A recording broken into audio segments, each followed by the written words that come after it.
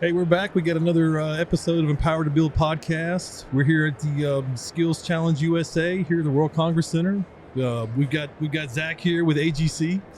Well, Zach, give us a brief introduction of who you are, what you do, where you come from, all that good stuff. Sure. Well, I used to be one of these kids out here. I'll start with that. Yeah, I was a high school kid, and I took a construction class, and I was immediately hooked. I mean, this is me at 15, and thankfully my school offered it. I got into this competition circuit here, Skills USA competitor, or VICA at the time, and I just kind of came straight up through our talent pipeline, and it was high school kid that loved construction and competed. First construction job was historic renovation, which was really cool. I got to see. Yeah.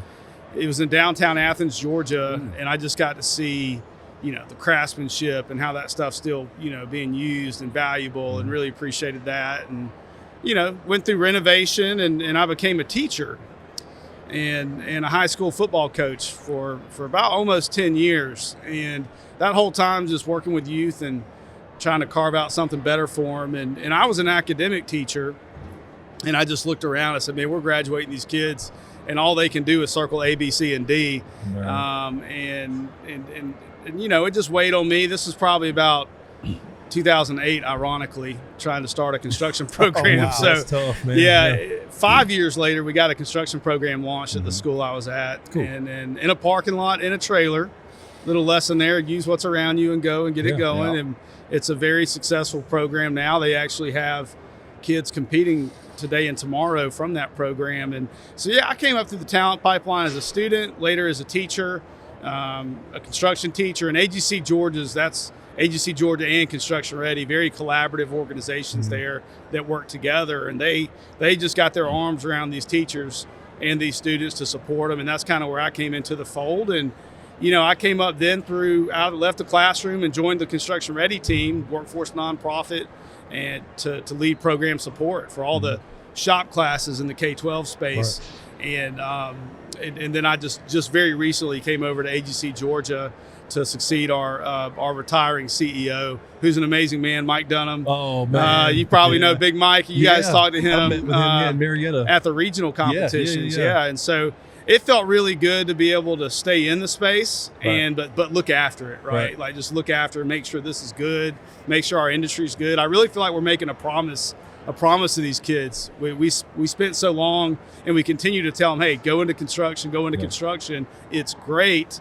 But we got to keep our end of that promise, Sure. And so I'm glad I get to continue to look after that and be a good partner to these guys here. Yeah. So. Well, you got some big shoes to fill taking over for Mike, man. Literally and figuratively. Those are big shoes. He was a great guest, and he brought a lot of insight. And one of the things that he mentioned that has stuck with me ever since is for every 4 people that are aging out of the industry, only 1 is coming in. Yeah. And and I guess we have events like this to try to fill that void.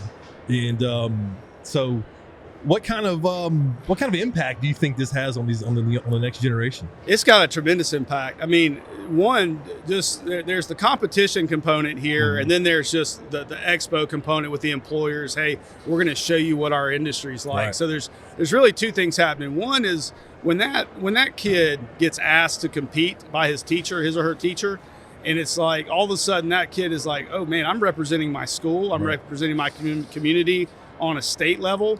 They get real serious, locked in, and that's a special thing to come in here. And it's for many, it's their first time in a high pressure type environment. Other kids have been here 2 or 3 years, and now they're experienced. That's a really cool dynamic to see their growth. But then you've got busloads of their friends and all these observers coming in to see this whole thing interact with industry, and really it's so impactful because kids really just need to know what their options are, and they don't get it in that little bubble. They don't get it in that bubble at school. You really just honestly got to get out of your classroom to see what your choices really are, what your options really are. And that's something that's really important to me as a kid. I just want this guy or gal, young lady, I want you to know what your options are, and there's a bunch out there. Just make an informed decision. And I know that if they come into construction, they're going to be great. If they go do something else, good for them. Right. Whatever's a good fit. That's what I want. I just don't like this predetermined outcome. Right. We had been pushing on kids, and we saw where that got us. Right. Yeah, So it's yeah. time to do something different. And that was kind of how I was pushed when I was in high school. Oh, It yeah. was- Everybody had to go to college. It was college. Yeah. And, I went to college. I graduated college and, whatever. That's cool Same. and all. But I think it's great that this is an option. It's pushed out there. And I think another thing, like you just talk about construction, the construction industry as a whole, it kind of, it kind of has that dirty, don't necessarily care about your guys or whatever, your employees. But I think this is kind of turning that. That's right. It's changing that, because if this doesn't show that we care about our next, the next generation coming in, then I don't know what else there is. Yeah. So Zach, what are some things that y'all are doing to, I guess, expose kids that may not even think about construction? What are some things we're doing to get them in the door? Even? Yeah. The most exciting thing we're doing is we're making it a part of their regular school day, where it's art, PE, music, and construction. And in Georgia, we start that in second grade. Oh, wow. So listen, I know everybody's saying, hey, start earlier. A lot of people are now, pushing into middle school. This community of employers and nonprofits and trade associations have really been working together in Georgia to do that. We launched the first elementary construction program in Georgia in 2020. So, and this is another thing I love about our industry, just overcoming adversity. For sure. Right? We're, it's the summer, COVID has hit. We were actually at this show March of 2019 when it hit. When the whole country shut down, this show was in the middle of rolling. We can get into that later, but that following year, hey, we're close on getting this. We had the curriculum done. We had an in-person model done, working with Construction Ready, and then school's about to start, and we had a commitment from one school to do it. The teaching position fell through. Okay, so teacher allocations are a big deal. That's kind of like a bottleneck in getting a trades program launched in a school. They lost the teacher allocation because the student count dropped, right? Because that's funded based off of how many students are going to be in your school. All right, and so we're like, okay, we had a commitment for the first program. We were going back and forth. We had an in-person program ready to go, and then we had to prep in like 2 weeks a fully virtual option, right? So that adversity made us more versatile, because then we had a fully in-person, a virtual, and a hybrid. So we created solutions almost for every single scenario you could have in that very, very difficult summer leading up to it. And I'll tell you, the commitment from Construction Ready, and AGC supports these guys. When that teaching position fell through, they put their own staff member in there to teach that program the entire year. And it got it launched. You just got to get going. And then now there may be 20 elementary programs in Georgia now, and they reach about 500 kids a school, and the higher level ones, and they're here today. They're building down here on the floor out of Forsyth County. Okay. There's probably 1,200 kids at this school that take construction. Wow. And so the elementary and the earlier grades model got us out of this, hey, this is an elective only, and you got to choose to try it, to you're just going to try this out as part of your school day. Yeah. We went over so many kids that way, and they love coming to school. So that's the most exciting, is get it into public education, make it part of what kids experience. From a funding standpoint, that makes sense. We put industry funds in that, philanthropic dollars and state dollars. So you really got multiple funding sources to make it work. And it's fantastic. Kids are happy, parents are happy. It's a very good thing. That's what I'm most excited about as far as the earlier outreach. And then one more is just the region competitions. AGC Georgia works with Skills USA Georgia. We partner together, and we lead the region competitions for construction. And anybody can come into that. You don't have to be an AGC member, but these kids from all over the state, 8 regions. We do 8 regions in the span of about a month, and it's incredible. It's a very good awesome. thing. Yeah. So you said something earlier that's interested me, that you started out coaching football as well. Yeah. And it got me thinking that, anybody that plays sports, you're learning about adversity, you're learning about improvising, adapting, all that good stuff. So in my mind, I was thinking that's a really cool transition, because really teaching construction is teaching very similar skill sets. Absolutely. So could you talk about, maybe has that helped you at all moving into your role? Without a doubt. It helped me one, it helped me as a teacher running a program. People hear teacher, they think a teacher's a teacher's a teacher, but as soon as you go into career and technical education, you are running a program. You are not running a class. And for a construction teacher, I mean, you're almost running a business. You're handling the material orders. You're working with parents. Obviously, you're in a dangerous environment. You're trying to get a team dynamic and construction crews and a lot kids. to manage. Yeah. So it helped on the teacher side is, hey, run your class like it's a football program. Mm-hmm. That helped me early on. But from a student standpoint, absolutely, because it's outside of athletics that challenge you that way. I think a career tech, and especially a construction class, is one of the only places you're going to get that in your school day. And it's not even an extracurricular. It's just like, hey, we got to do some tough work, guys. We got to haul this lumber. Yeah. All right. Hey, we have nothing here. We have to work together to create something and constantly troubleshooting and adapting. And, but it's done in an environment of support. Yeah. It's done where, hey, you got this. I know you can do this. Right. And then it's kids helping other kids and just handling business. And so it's a lot of good dynamics. I really like seeing that part of it. Yeah. What a huge impact that has to have on those guys in kind of getting that grind mentality in their head, young. And that's a big part of this industry. I had both. If you were to ask me what were the two most impactful, things for me coming up in school, I played football and had a coach that challenged me and loved me. And I was in a construction class where I realized, hey, I can create something from nothing. And and then the process of, the finished product, right? That delayed attention to detail, delayed gratification. I don't know where else you get that besides, the processes you got to go through when you're going to build or create something. And it's going to show up in the finished product. Right. Everything you did that nobody saw. And that there's no better way to learn that than I think in that manner. Yeah. Absolutely. Let's go. And it also has that dynamic of teaching a little bit of team mentality for sure. in there as well, which, as we all know, no construction project gets done by one person. Absolutely not. And so it teaches that interaction. Yeah. So I think that's a really cool transition there. Yeah. You value other people's skill sets is also what ends up happening. You build a little empathy. Kids today are very isolated with devices and whatnot, and some people say antisocial.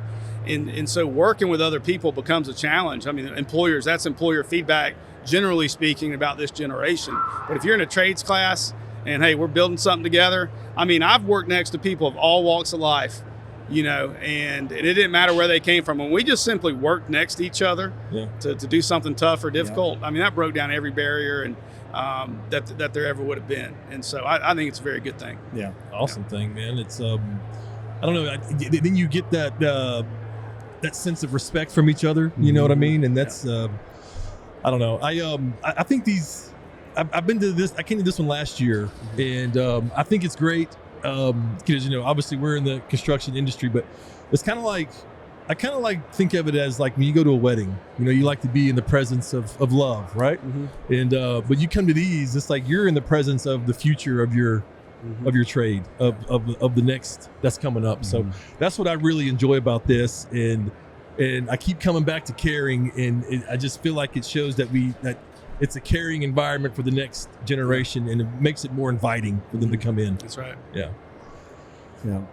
Well, and it kind of breaks with this kind of support and the caring that you're talking about. It kind of breaks down that the facade or the myth of that construction industry. It's a hard industry, and it's it's just a bunch of rough guys out there working.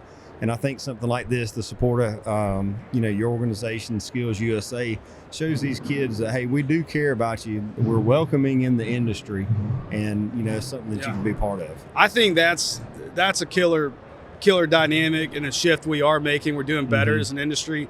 If a contractor comes here and they invest in kids all day, they're building their own culture. Yeah, They're people that have been on the front lines all their life, being a part of those, what they're building and creating for our public. Now all of a sudden they get it and they see it, and it starts impacting their culture. I work with a lot of contractors, and we say, hey, we're going to bring these kids in. We got to get our people. I just call it legacy minded. Get legacy minded about what you're leaving behind. You don't have to do it the same way it was done for you, as far as making a kid earn their right to be here. Bring them along, get a coaching mentality, and more people are doing that, and now they're being successful. We got more and more success stories of kids doing great in the industry because somebody took that approach with them. I think that success is going to grow tremendously, especially when you, speaking of how you guys start in the elementary school age. I mean, I would love to see the statistics on that in the next 10 to 15 Yeah, years and yeah. see how that impact has how that has made an impact on the industry. I'm sure it has. It has to. Kids find their place. And, sure. and they say an ounce of prevention is worth a pound of cure. It's literally kids finding their place in school early on and say, oh, I'm good at this. Yeah. I'm working with my mind and my hands. Right. And it's awesome. And we see kids doing better in all their other classes they're in, even non-construction related. It's having a societal impact. Mm-hmm. But construction related in Georgia, you get about 3 years in a construction class at the high school level. We just took that 3 years to about a 12-year runway, 12, 13-year runway now. Right, for sure. That's very good for our industry and for those It kids. has to make a huge impact. I mean, it's I think that's a great idea what you guys are doing. And like I said, in the next 10 to 15 years, I think it has to change that 4-to-1 ratio that Mike spoke about. Yeah, And, it will. So Well, also, too, just being able to, make school enjoyable, because I'm sure both of y'all can think of classes that you took in school that you're like, oh my God, I got to sit through this today. But being able to wake up in the morning and come to school and look forward to coming to school, that's probably why you're seeing an impact in other classes, is because there's not that dread.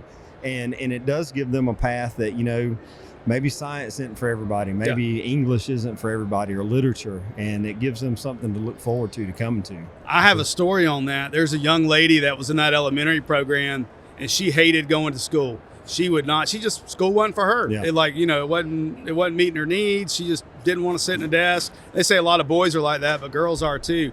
When she started her construction class, she did a model where she had it one day a week, like a specials class, art, PE, music, and she made her mom reschedule all of her dentist and doctor appointments that were on Mondays, and she made them just pick a different day so she would not miss that class. And it's like, that's a win. That's cool. Yeah, absolutely, because you're engaging her, and it gives her something to look forward to. Yeah. So I think that's awesome. Yeah. The ladies are doing really well in these programs. That was another thing that Mike mentioned last time I talked to him was in a lot of like the welding, the brick, the masonry, and a lot of industries where you don't see a lot of women in it today. Yeah. He's saying that the younger women are like really making big strides in those different industries. They are getting after it. If you ask any construction teacher in the state, and there's 200 plus construction teachers in Georgia, and you just ask them about the females in their program, or you say, hey, who's your best student? 75% of them are going to give the name of a female. Yeah. Because there's probably about 10% or so are in there, but they are just killing it. They're crushing it. Attention to detail. Yeah. They listen. That's the big one. That's the main thing is they listen. Yeah. And there's a little bit of a chip on their shoulder to beat the boys. I was in these region competitions. I went to all 8 of them. AGC and the AGC crew, and teams and contractors doing a great job there. But we get to see it before they come here. Nice. And I'll tell you, Harris County, my school I'm from, female carpenter won the entire region. First place carpenter was a female. South Georgia, first place mason was a female. And that carpenter girl, she was tough. She smacked her finger with a hammer, like probably within the first 5 minutes of that competition, and competed for 2 hours straight before she would even tell anybody. Yeah. We found that out later. Obviously, we would have taken care of her at the front end of that if we'd have known, but she's just going to push through and do it. So they'll represent here. Welding, they're doing good in welding too. Yeah. And Well, that was, go ahead. I'm sorry. I was just going to say, I've noticed, just in being involved in our new hire process, there's been an uptick in females that are, coming to us to be operators. Yeah. And so I think it's good that we're expanding the opportunity there. That's right. Absolutely. Well, Zach, I appreciate you coming on with us. Thank you. I really do. This has been great insight. Where can everyone find you? Where can we look you up? Well, AGC Georgia, agcga.org is a good start. That's our association. That's 700 contractors in the state of Georgia, and workforce is their number one priority. So, that's a great community, a great hub of people. We do events all over the year, all over the state. Region competitions always happen October, November, and a lot of educational conferences and education programs. So anytime a contractor signs up for that, we'll be around and here to support them and build a better industry. Absolutely. Yeah. Well, Sounds man, I appreciate your time. Thanks, guys. Appreciate What you're doing. Thank you. All right, so I'm here with Aaron Nick of Strack Inc. And with the Empowered to Build podcast, Aaron, we're going to go over here and you're going to take the lead and talk with Joe. Joe. So Joe Camel. I don't know. Let's walk over here and take a look and see what's going on. Aaron, what is it that you guys are trying to do today by promoting this and having this live podcast here at the event?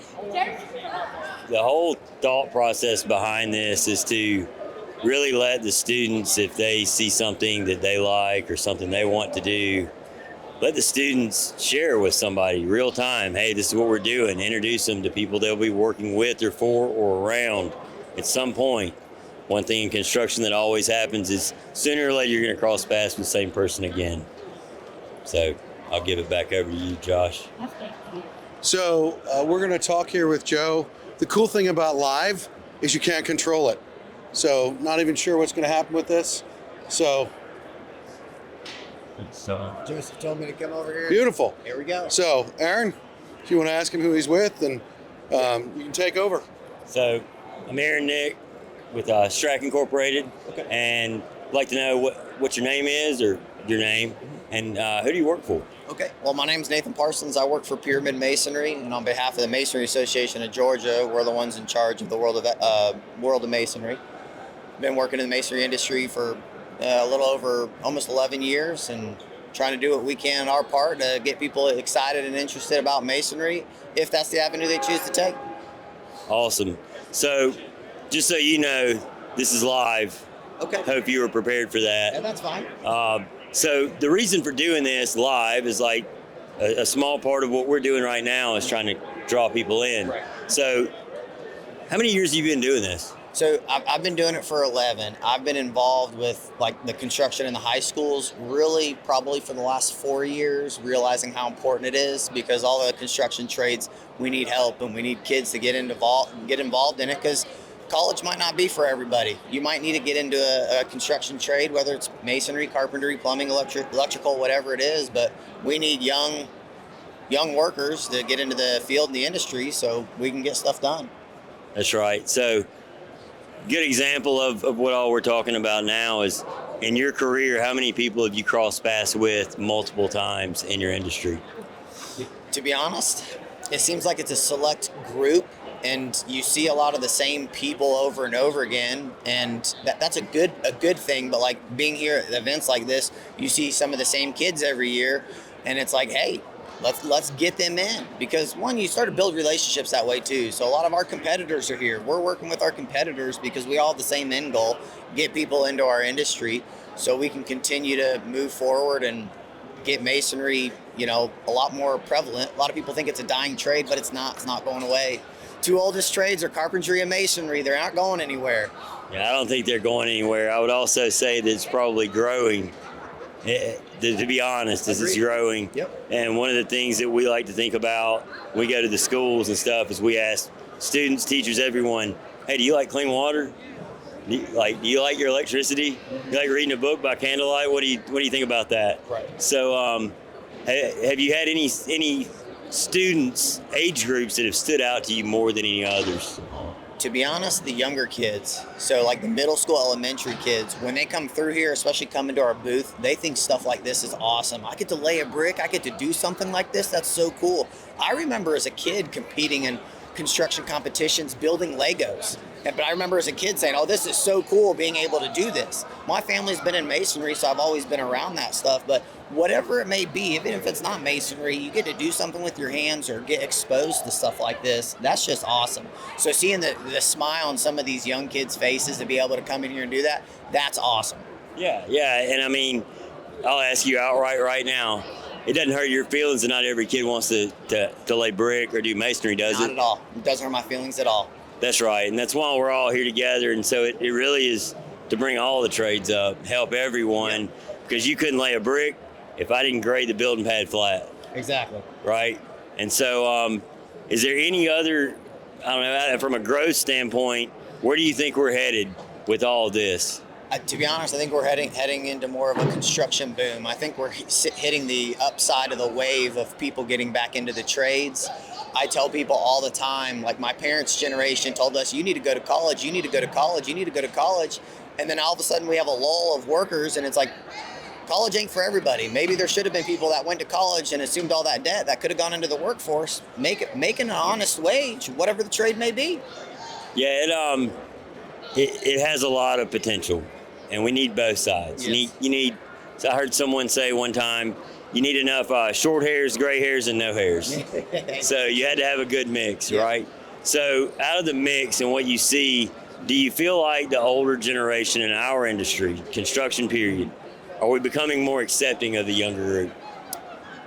Slowly, but yes. I think it's because of realizing the need. I cross paths with people from all over that these young guys don't know anything. And then you get some people that are like, we got to teach these young guys because I can't do it anymore because I'm getting too old, you know? And so you kind of see both. But I think overall that older generation is realizing, hey, I've been doing this for a living. And yes, the trade's going to continue to be there. I need to do my part. Somebody taught me, so I need to now teach the next generation.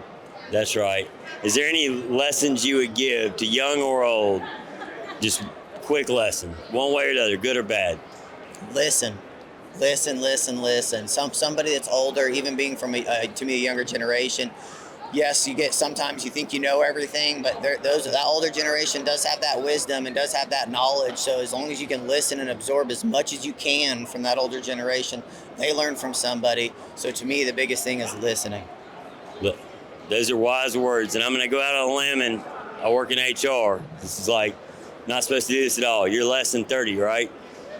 No, I'm 32. 32. Well, I got you though. You volunteered it, so I didn't ask, right? Not a problem. So, no, man, thank you. It was great to meet you. Yeah, nice meeting you Yes, as sir. well. Appreciate everything Yes, you guys are doing. Yes, sir. Thank you. So, Harsh, what's your background and how did you get into teaching? So, when I was a kid, my daddy did grading, and it just kind of started off whatever. When I graduated high school, I took my knowledge from heavy equipment and went to contracting for Georgia Power, local EMC, and did that for almost 20 years, and just used those skills and learned others as well as when I was going through my career. So I spent 31 years in construction industry, and started teaching about 4 years ago, and I fell in love with it. Yeah. I mean, it's just teaching what you know.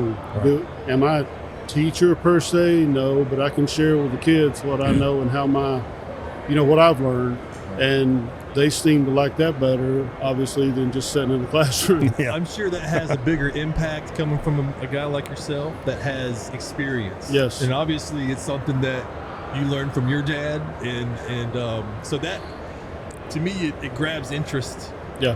of people, because it's not just some guy who reads it out of a book and is just regurgitating it back out to the next kids. It's someone who's done it, who's lived through it, who's Right. experiences the challenges and the tricks of the trade to get it all, to get everything done right and safely is a big thing. I'm glad you mentioned safety.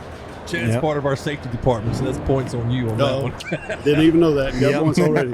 Yeah. So one of the things we do this year, we've already had one state competition because just the heavy equipment people want to do it themselves before we come to skills, just because it's a newer program, and we took state down there. We won state first place, so Awesome. we did really well. And I think that's one of the things too is, when your kids will listen to you if you have experience. For sure. I don't want to use the word know what you're talking about, but you know what you're talking about. Yeah. And it helps the kids so much more. And when they desire to learn it, it just falls in place, and they just develop a skill set just like you did. Well, experience is a big thing to me. I know it tends to make it, because when you're being taught from someone who has 30 years experience, you feel like it's coming from a good source, and that's just kind of, I know for me, when I came to STRAC, I was not in the construction industry. I came here and I had to learn from all the guys with the experience, Right. and that is what made it a lot easier to learn, easier to digest, and you wanted to do it because you were taught by a guy that's been doing this for 30 years or however long, and it means more. Yeah, in the industry we call them old man tricks. That's it. Yeah. Yeah, but you always learn that. I mean, when somebody knows what they're talking about, you watch it, you goes a long way. experience Yeah. it. Yeah, It goes a long way. And another part of having that experience and being able to relay that is you can hopefully keep them from making the same mistakes that you made, having to learn from them, because you can say, hey, I did it this way and it didn't work out. So, And that's what's made our industry a lot better than it was 100 years ago Yeah. or 50 years ago. And that's where safety's come a long way. I mean, when I started, we didn't wear hard hats. We didn't do all that stuff. And the safety, the kids that go home now, that's what they preach now is you go home the way you come in every morning. Yeah. And, you got to be a believer of that, even if you didn't experience that through most of your career, because it has made it better. It's a better work environment. It's a safer place to be. That's changed the look per se, the persona of construction for all these years, and it's just a better industry now. Trades are becoming what they should be. Yeah. So what kind of incentives or things like that are y'all, let me rephrase, how are y'all getting kids? Are you just banking on kids being interested in you, or is there something that y'all are doing to kind of recruit these kids into the program? A little bit of both. Obviously, when you're a kid, you want to play with Tonka trucks and all that. So having we have simulators in the room, which is good, but we have equipment as well being brought in throughout the year that they can run and do, and it's just the interest is so much more when it's real. Yeah, for sure. And when kids start talking, that's one of the biggest things is once you kind of get a program started with some kids, they talk to each other. It builds itself on if it's a good working program. Right. But the cool toys sure do help. You know what I'm saying? Yeah. If you get to sit in, I'm not knocking any academic class, but if you have to sit in math class or English class all day or get to go run equipment, if you're a boy, exactly, yeah, for sure. Exactly. And you're still learning. It's still education. Yeah. You're just learning a different way, a different method, whatever that method may be. Yeah. So what kind of interest have you garnered there at East Hall? As far as, we were talking earlier, so when we were coming up, but basically I was given no choice. You're going to college, and it was almost looked down on to go into a trade. So what are we doing as an industry to kind of change that persona, and what are y'all particularly doing at East Hall to do that? Well, I got a couple things. So if you stay just with the school or a class, I don't teach against college. If a kid wants to go, that's more absolutely. That's their choice, and that's what they want to do. But if you don't want to go there's always options, and trades are so good. It's a career, especially, I won't say they're making a comeback. It's just more people are noticing it's always been there, and the industry has improved. So I'm teaching the kids all that stuff, and that's more or less what that intro class is you just kind of teaching them all the kind of stuff, along with teaching them how to do a resume. They don't know how to do a resume. Teach them how to go through an interview because they don't know how to do none of that stuff. And you just kind of starting all that stuff off, but you're just sharing that you don't have to go to college to make a living. You don't have to do all that stuff like we've been preached to for the last 40 years. And like you said, I was taught that, when you made your choices in high school, if you didn't do the college prep, you're like, well, you can go to shop class. Yeah. And it's not like that anymore. And one of the other things that I do in our county is we put on, it's not the same thing, but it's a similar expo that puts the trades in front of the kids' faces. It's called the Tool Expo. And if the idea behind it is you're educating the kids on what's out there. They don't know that it's not like you grew up with your dad anymore. Everybody, some of them do, some of them have that privilege, but you're not always just being taught at home how to read a tape measure or whatever. So I'm just putting all these trades in front of these kids at a local level to where they can be educated early at 9th, 10th grade to start choosing those classes in high school and get them interested in it, or just networking or however they want to do it.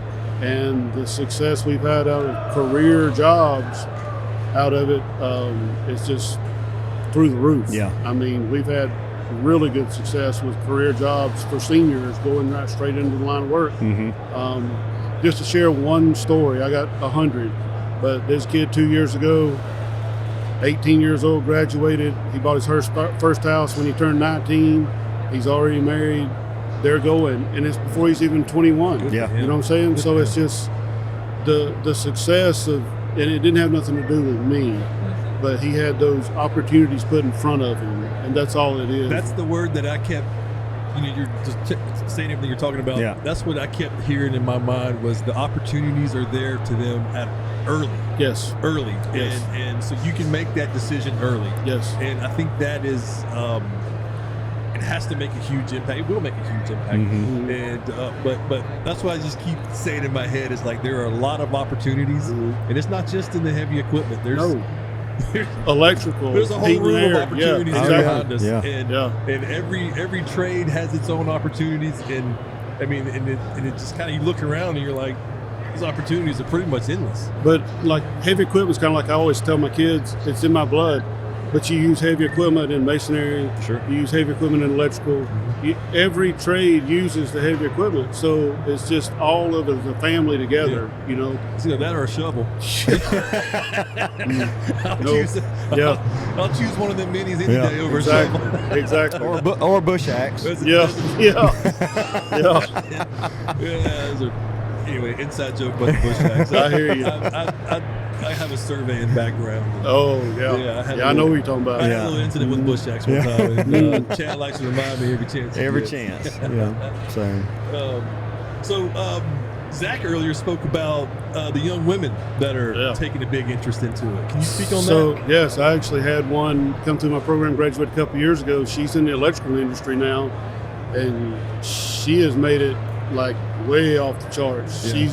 She's been down here somewhere. She works with Titan Electric, and she's one of their spokeswomen already. Wow. Because, and it's not just because she's a girl, but she's a young girl that's doing well in the trades, and so they have to showcase that just to get others interested, just because it's a proven fact. And she's doing well on her own, like with her work, but they're using her to spread the word. Spread the word. Yeah. I don't want to use, like, they're not just attracting women, right. but they're showing that it can be done. No, you again, know, you're showing the opportunities. Exactly. And Exactly. that That's what it's about. That's what this whole thing is about here, is the opportunity for the next generation. And there's plenty of them. Oh yeah, plenty of opportunities. I always tell my kids, if you can't find something to do at one of these places, then you ain't trying. You're not.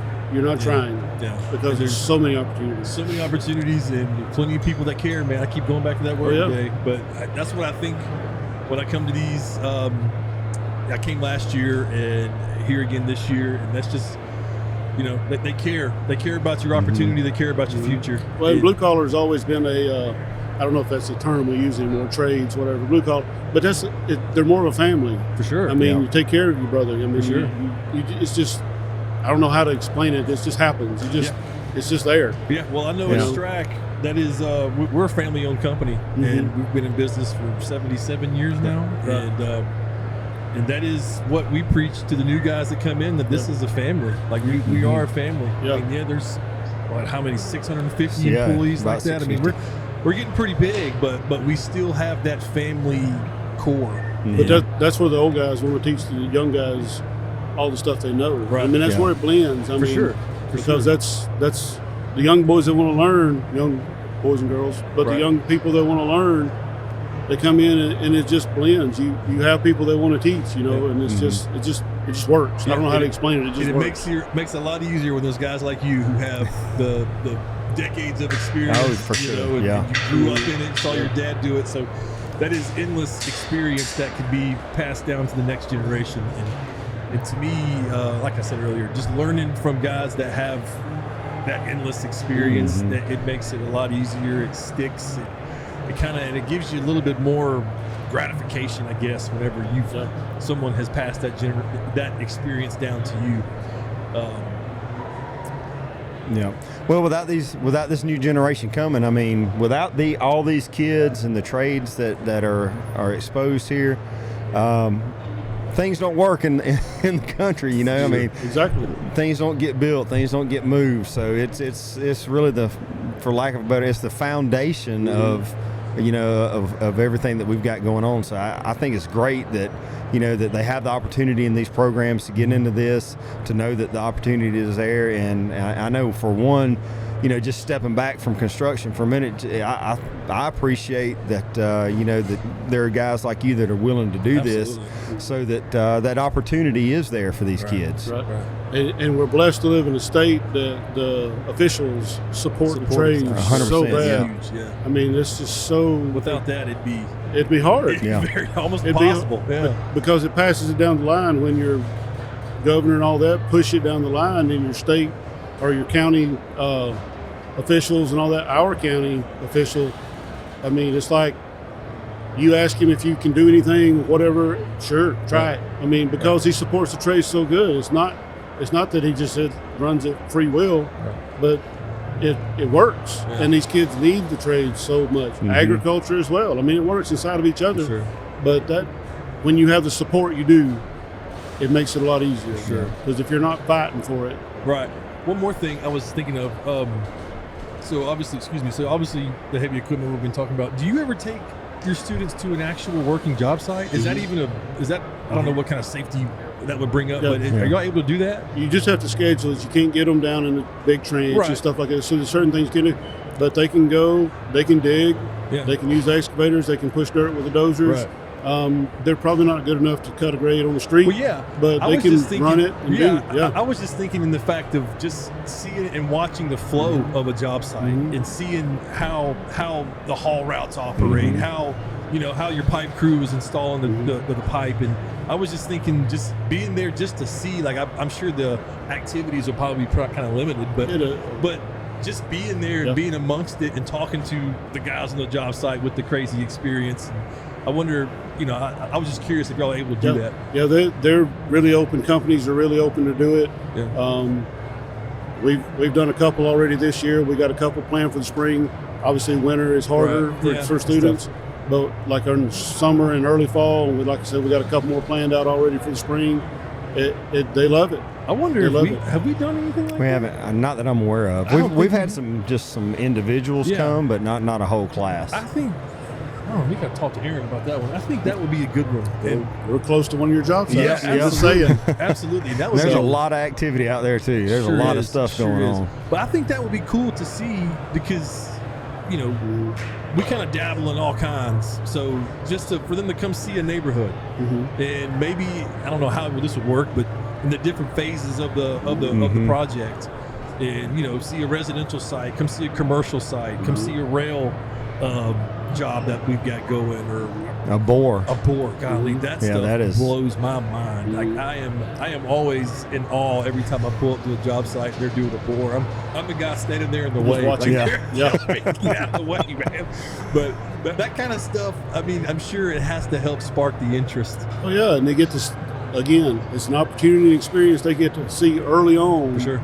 Because I didn't see some of that stuff until way later. I didn't either. I didn't see it until I came here, and that's why whenever I see it, I'm always like standing there staring, like, man, that looks cool, man. How are they doing that? I know. Yeah. So it's always good. It's a good, but like I say, the relationship between the companies, us, the state, everybody's so supportive. Yeah. Or in our area. Yeah. Well, Horace, thank you so much for coming, man. I appreciate all your insight, and I even more appreciate what you're doing with the next generation and pouring that experience into them. And I appreciate it. Absolutely. And I know Strack appreciates it, and I know everyone here appreciates it. So I just want you to know that it's appreciated. Yeah. You're welcome. Yes, sir. Well, thank you so much for being on with us. Appreciate it. Thank you. Thank you. Use the microphone. I'm John. How's it going, John? I'm Aaron. Good to see you again. See you. What do you think about all this? Man, this is the most exciting part of our year.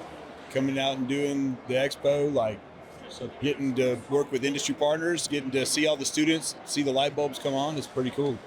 So we're not ready yet, but as we're going through this, where I'd really like to take this is into, how are we paying for all of this? Like, what does it take to get this done? And has Construction Ready had anything new come up that could help any of this? Yeah, I mean, actually, we've had a couple different things. A couple things that we've been able to do is, work with companies that are starting to get more involved in workforce development, but also we got approved to launch a tax credit that allows companies to actually redirect some of their Georgia income tax liability to some of the programs we're working. So some of this is being funded by those tax credits. So the tax, now I went to public school and I barely got through.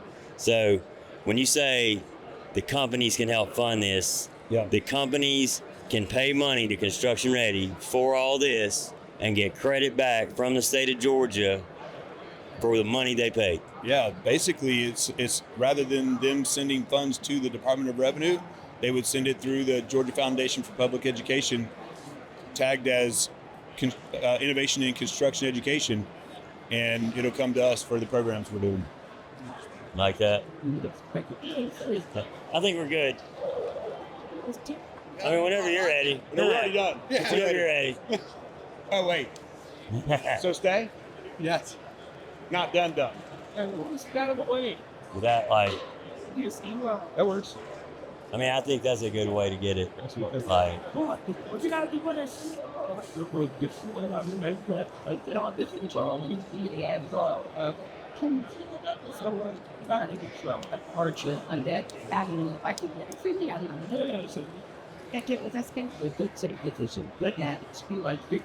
yeah, so if our simulator's good, You got the competition. they're fixing it. Why? They're fixing it. I mean, that's a part of for me why I'm like Having having extra, having the redundancy, like the redundancy. So water. like there you go, bud.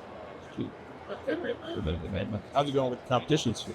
So Seems to be going good. I mean, I kind of gave the framework. Everybody came back with their 2 cents in it, started asking me questions. I figured out.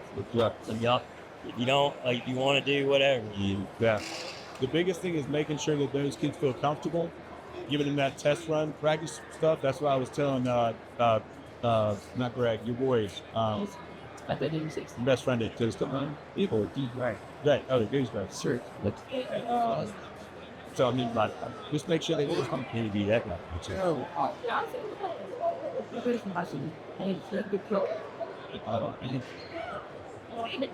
Sorry, honey.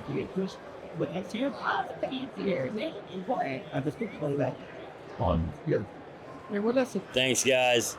We're back down on another street here at Construction Ready at the Skills Challenge, state of Georgia. I've got a gentleman here by the name of Mr. John Will Hoyt, and you're with Construction Ready. Construction Ready. So John's was Construction Ready. And John, do you have any idea how many schools or people are here? Like any kind of numbers? We expect about 10,000 people total to come through here. We have a record number of competitors. There's going to be there's actually over 10,000 Skills USA members this year, which is a benchmark that they haven't been able to surpass in years past. So 10,000 records, right? So tell me, what are some of the highlights of this event, and what does it take? Like, how long do you guys plan for something like this? So 2 different questions. Highlights, some of the highlights of this event for me is just being able to see the young people that never knew the opportunities that are out there. That maybe they use a tool for the first time, or they jump on a simulator for the first time, and you just see their eyes light up. That to me is the highlight for the event. How long does it take us? Well, we start at least, it's 8 months, about 8 months that we plan this. We've already been talking internally about needing to start even sooner. So it's probably going to be something we start planning as soon as this year's event is over. Yeah, no, so kind of like a championship team, right? Yep. Finish up. That's exactly right. After the big Back to game, work. to go right back at it. That's right. So, man, how do you guys pay for all this? Like, I know, like, these companies that are in here, like, how does all this happen, man? It's a World Congress Center. Yeah, it's a great question. It's something that it's a struggle every year, really. I mean, when we calculate everything up, we spend probably close to $1 million just out of our budget to make all this happen, considering everything that's happening. And the Georgia World Congress Center is a pretty expensive place to do things. But we have a few different ways of doing it. We partner with great companies. Strack is one of them that really just has been coming in and being a huge champion and partner with us. So there's companies like that really get it, and they're on the forefront and leadership of workforce development. They understand the long-term outcomes from that. But also this past year, we have been approved for a tax credit, which is really huge. It's going to be game-changing for us and for the industry. It's through the Georgia Foundation for Public Education, and basically companies can redirect up to 75% of their state income tax liability to the work that we do. And that's through, like I said, innovation in construction education through the Georgia Foundation for Public Education. Okay, so let me, I barely made it through public school. Yeah. I barely made it through public school. So a company can reach out to you guys, and I'm sure you guys have a contact you can speak with. Yep. And so the companies can reach out to you guys, and you guys can help them walk through what they do and how they do it, so that 75% of what they would pay in their state tax State income tax would liability. come to this to support an event like this and bigger, hopefully bigger. Yep. That's the goal. And then they get a credit on their taxes. That's exactly right. It's a dollar for dollar tax credit. Wow, that sounds pretty cool. So by doing that, now they're helping grow. Like, it's like rising tides raises all Exactly ships, right. right? And everybody's growing together. It doesn't have to take anything out of their budget. They're already spending this money for income taxes. So they could just redirect those funds, and it helps do the work that's helping their industry. Right? And so, do you have any goals, or does Construction Ready have any goals, like where you're headed or where you'd like to go? Oh, yeah. Well, so you know me, so I've always got goals. But related to this event, one of our goals is we would love to be able to raise the funds to be able to take all of Hall B just for construction. And so if you know anything about the Georgia World Congress Center, Hall A is one of the smaller halls. And so Hall B is the next size up. And for us to be able to go over and fill that space with nothing but construction, and just really let the construction industry flex their muscles, spread their wings, so to speak, and come in and show everybody what they can do when there's not confinement of space and funding. I think that it would be a really, really cool thing for the state of Georgia. Awesome. So, this is the last one. I got to put you on the spot. Okay. So, out of these, is there any that have kind of came out, have grown exponentially out of any of these events? When I say grow, I mean from students, schools, people. Is there anyone that's getting, I guess, more attention now? So any one contest, competition, or just world, or Just the competition, just students coming into it and growing. I mean, honestly, all of them are growing, and that's a really good sign. It's a signal that the message is getting out. Students are really gravitate towards their own something that is interesting or relevant to them in their life. So, you know, for us, we see all of them growing. I mean, heavy equipment is a perfect example. I think we have double the number of competitors that we had last year for the state competition. That's huge. But we have probably raised 30% in the number of Teamworks competitors. So all across the board, we're seeing increases, and we're seeing other skilled trades wanting to get involved as well. So it's one of those things where across the board we're growing. That's awesome. Well, I'm glad to be a part of it. Glad to be here with you. Glad you are. Thank you guys for everything you do. Thank you. And I'm going to let it go back up to the guys upstairs. Awesome. Thank you. Thanks a lot. All right, we're going to continue on with the Empower to Build podcast here at Skills USA. We've now got Kevin here with us. He is a teacher at Roswell High School.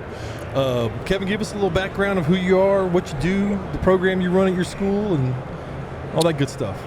All right. Well, like you said, I'm at Roswell High School. I'm a master plumber by trade. I owned a plumbing company, and we used to sponsor these programs, 15, 20 years ago before I went into teaching. Right.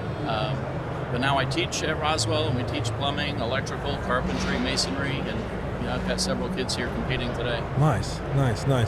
And how long have you been in the plumbing industry before you came to teach? I was in the plumbing industry about 20 years. Okay. And now I've been teaching about 14. Nice. This is my 14th Oh, year. wow. So Oh, nice. Good for you. Yeah, we I know I don't look that old. Oh, No, no, you not don't. at all. You don't. I was Yeah. thinking you're about my age, man.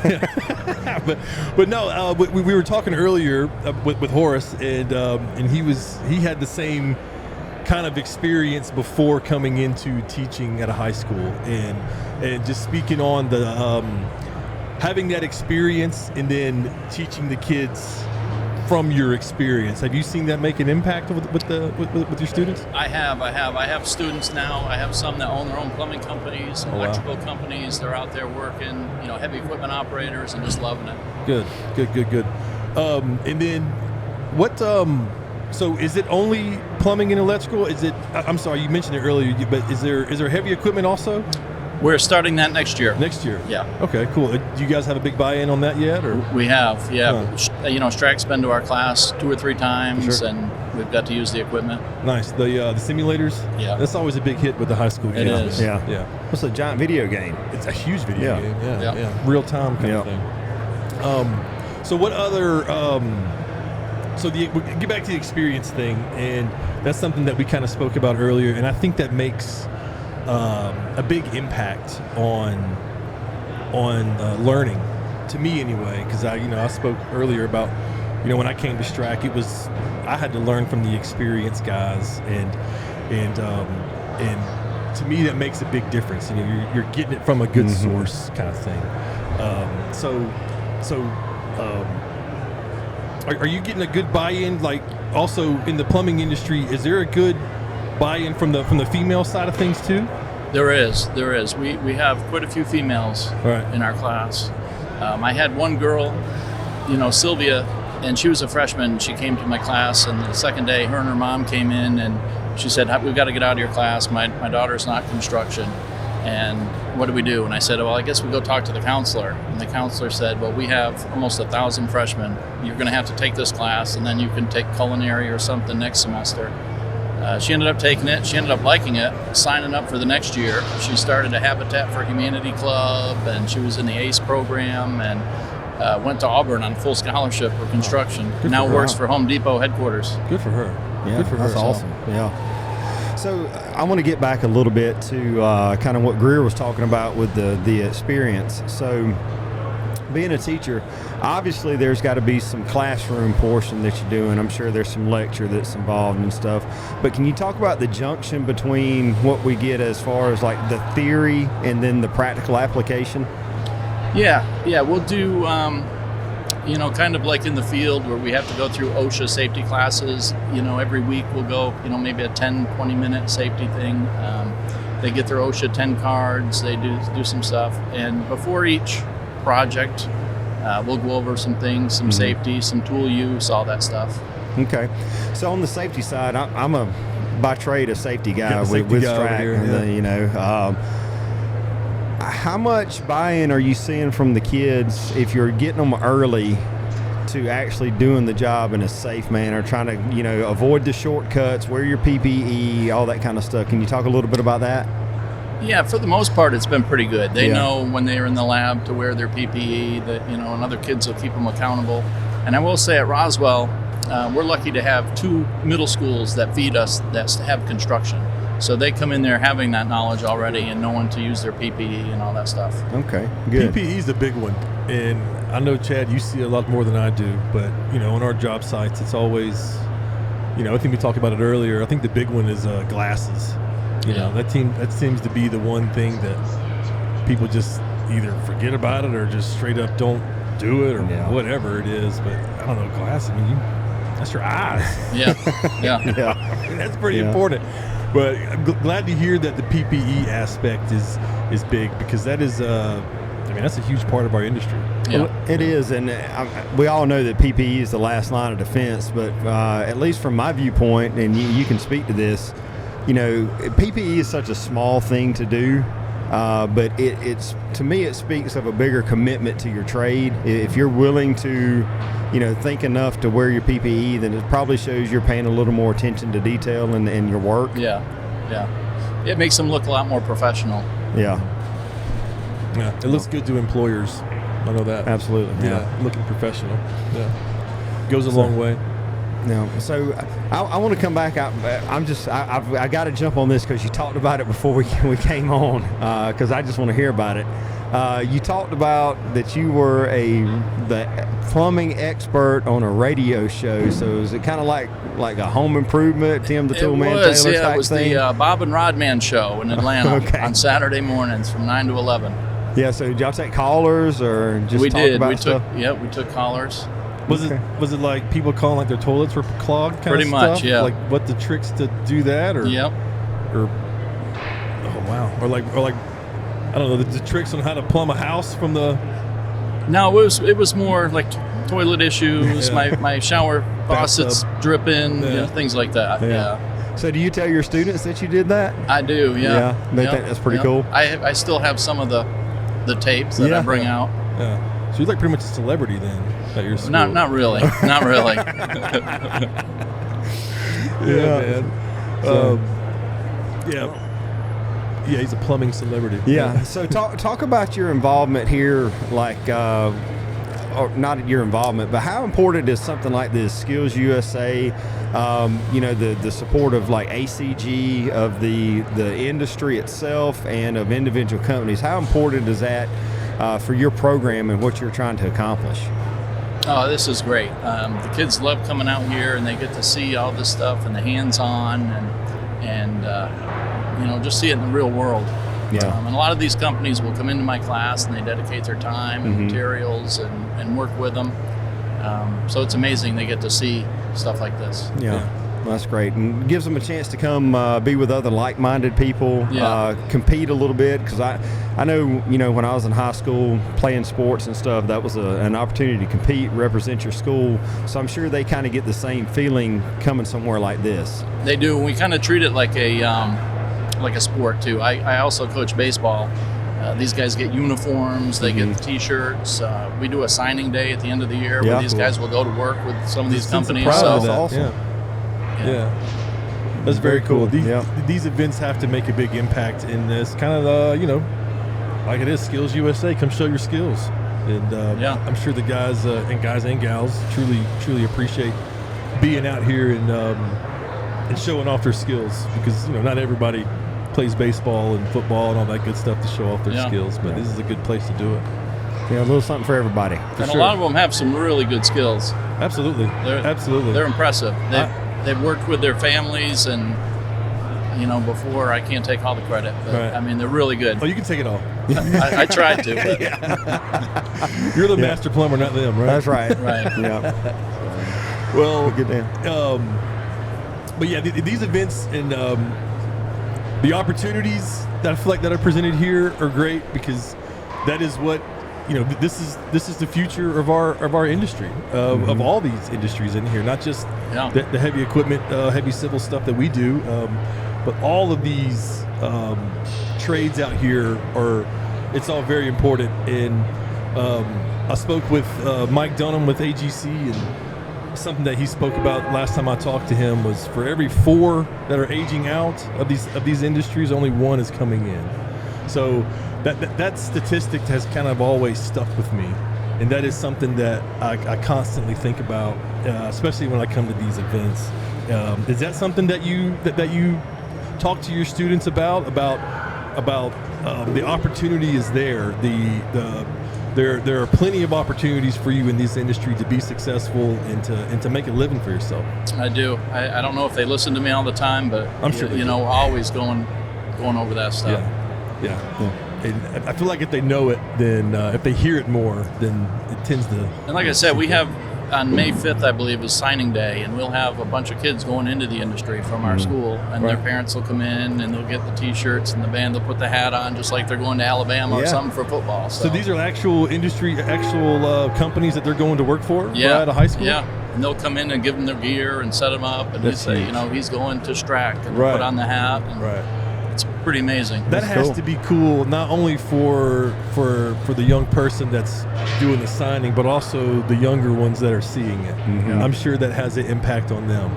I wonder if any other schools are doing stuff like that. They do. Pretty cool. Yeah, it's actually Skills USA. It's a nationwide thing. Okay. It's a nationwide signing day. Yeah. Okay. So schools all over the country will be doing that.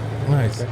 What percentage of your students would you say that come through the program actually wind up in the industry?